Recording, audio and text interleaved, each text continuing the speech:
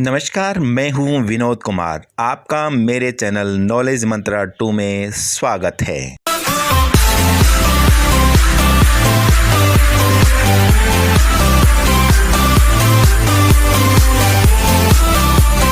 आज इस वीडियो में हम पढ़ेंगे कविवर ऋतुराज जी द्वारा रचित कविता कन्यादान। कन्यादान श्री ऋतुराज जी की एक महत्वपूर्ण तथा प्रसिद्ध कविता है। इस कविता में स्त्री जीवन के प्रति उनकी गहरी संवेदनशीलता अभिव्यक्त हुई है।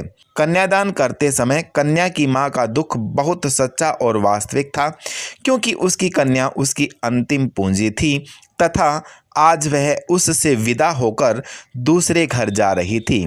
उसकी कन्या अभी पूरी तरह सयानी या समझदार नहीं हुई थी। उसे संसार के सुखों का तो आभास था, किंतु आने वाले दुखों का ज्ञान नहीं था। वह जीवन की कुछ मधुर कल्पनाओं में जी रही थी।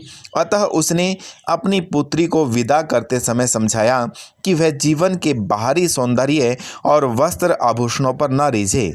ये सब भ्रम है, छलावा है।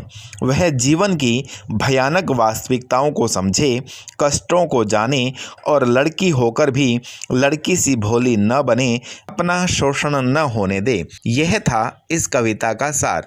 आइए अब हम इसकी व्याख्या करते हैं। पहला पद्यांश दिया है, कितना प्रामाणिक था उसका दुख, लड़की को दान में देते वक्त जैसे वही उसकी अंतिम पूंजी हो।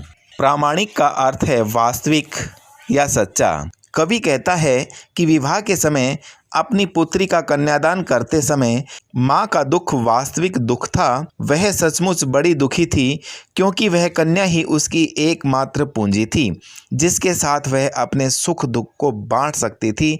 लेकिन आज उसे अपनी उस लड़की का दान करना पड़ रहा था। इसलिए कहा ना कि वह उसकी अंतिम पूंजी हो। आगे कहा है, लड़की अभी सयानी नहीं थी, अभी इतनी भोली सरल थी कि उसे सुख का आभास तो होता था, लेकिन दुख बाँचना नहीं आता था। सयानी का अर्थ है समझदार, आभास का अर्थ होता है महसूस होना और बाँचना का अर्थ होता है पढ़ना। यहाँ पर कवि कह रहा है कि उसकी बेटी बड़ी भोली भाली व सरल स्वभाव की युवती थी। उसने संसार के स्वार्थी व्यवहार को देखा ही नहीं था। उसने ससुराल पक्ष की कठोर सच्चाई का अनुभव प्राप्त ही नहीं किया था।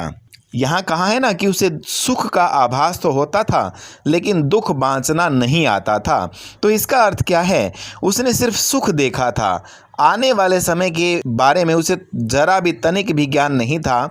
तो कहने का अर्थ क्या है कि उसने ससुराल पक्ष की कठोर सच्चाई का अनुभव प्राप्त नहीं किया था और न ही उसे पुरुष प्रधान समाज के बंधनों का समुचित ज्ञान था। भले ही उसे विवाह के सुखों का थोड़ा बहुत ज्ञान था, पर वह वैवाहिक जीवन के दुखों से नितांत अपरिचित थी। सुख में छिपे दुखों को वह नहीं जानती थी। तो यहाँ पर इन पंक्तियों में यही समझाया गया है कि लड़की अभी सयानी नहीं थी, अभी इतनी भोली सरल थी कि उसे सुख का आभास तो होता था, लेकिन दुख बाँचना नहीं आता था, क्योंकि वो सुख तो जानती थी कि इस समाज में कैसे वो जी रही है, लेकिन आने वाला समय कैसा होगा उससे वो परिचित नहीं थी। पाठिका थी वह धुंधले प्रकाश की। पाठिका का अर्थ है पढ़ने वाली। धुंधला होता अस्पष्ट, ठीक रूप से दिखाई न देने वाला। कुछ तुकों और कुछ लयबद्ध पंक्तियों की। लयबद्ध का अर्थ है लय में बंधी हुई। पाठिका थी वह धुंधले प्रकाश की, मतलब वह अभी पढ़ रही थी, पढ़ने वाली थी। किसको? धुंधले प्रकाश की, मतलब अस्पष्ट, जो ठीक रूप से दिखाई नहीं देता, मतलब आने वाला समय जो उसे अभी दिखाई नहीं दे रहा था। इसीलिए कहा कि वह पाठिका थी। कुछ तुकों और कुछ लयबद्ध पंक्तियों की। तुक और लय, लय में बंधी हुई, मतलब कहने का अर्थ क्या? अब तक जैसा उसने जीवन देखा है, भोगा है, उसी का वह अनुसरण कर रही है। मतलब जो उसने अभी अपने समाज में, अपने दायरे में रहकर देखा है, वही उसने सीखा है। अभी आने वाले समय की परिस्थितियों से उसका जब सामना होगा, तो परिस्थितियां कैसी होंगी, यही चिंता एक माँ को सता रही है। तात्पर्य यह है कि बेटी विवाह के बाहरी तामझाम को ही जानती थी, पर उसके अंदर के यथार्थ को नहीं जानती थी। वह केवल काल्पनिक सुखों में ही जी रही थी। अगला पद्यांश है, माँ ने कहा, पानी में झांक कर अपने चेहरे पर मत रीझना। आग रोटियां सेकने के लिए है, जलने के लिए नहीं। झांक कर का अर्थ है देखकर, रीझना का अर्थ होता है प्रसन्न होना। कवि कहता है, अपनी पुत्री के कन्यादान के अवसर पर माँ अपनी बेटी को स्त्री के परंपरागत आदर्श रूप से हटकर सीख देते हुए कहती है, हे बेटी, तुम अपने शरीर की कोमलता तथा सुंदरता को देखकर अपने आप पर प्रसन्न न होना, पानी में अपना सौंदर्य देखकर उस पर मत रीझना। अक्सर ऐसा होता है कि हम पानी में अपना प्रतिबिंब, अपनी छवि देखकर बड़े प्रसन्न होते हैं, रीझते हैं। यही बात यहाँ पर कही है कि जब तुम्हें कभी पानी में अपनी छवि दिखाई दे तो उस छवि को देखकर अपने चेहरे पर, अपने सौंदर्य पर कभी प्रसन्न मत होना। आगे कहा है, आग रोटियां सेकने के लिए हैं, जलने के लिए नहीं। हे बेटी, आग से तुम बचकर रहना। यह आग रोटियां पकाने के लिए है, जल कर मरने के लिए नहीं है। यहाँ पर कहने का अर्थ क्या है कि आग रोटियां सेकने के लिए है, जलने के लिए नहीं। कवि कहना चाहता है कि कई बार ऐसी परिस्थितियाँ निर्मित हो जाती हैं कि दहेज के लोभी बहू को जला करके मार डालते हैं। तो वही स्थितियाँ यहाँ पर स्पष्ट की कि आग रोटियां सेकने के लिए हैं, जलने के लिए नहीं। तुम हमेशा सतर्क रहना, जागरूक रहना।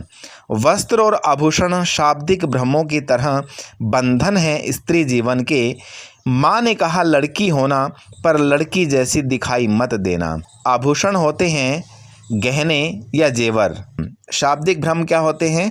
शब्द द्वारा फैलाया गया भ्रम। आगे माँ कहती है, तुझे ससुराल में जो वस्त्र और गहने मिलेंगे उसके धोखे में मत रहना, क्योंकि ये गहने तुझे घर गृहस्थी के कई बंधनों में बांध देंगे।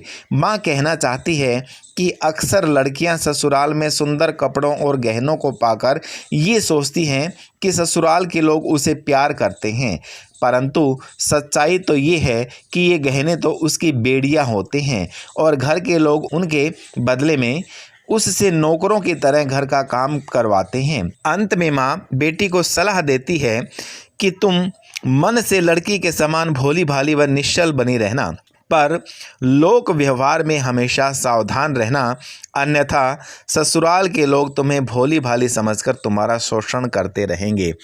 तो एक माँ का दुख क्या होता है जब बेटी शादी के पश्चात विवाह करके ससुराल चली जाती है, तो उसके बाद की परिस्थितियाँ कैसी होंगी, कैसे वह सामना कर पाएगी, उसका वैवाहिक जीवन कैसा होगा, आने वाली परिस्थितियों में वह स्वयं को कैसे ढाल पाएगी, कैसे वह सतर्क रहे।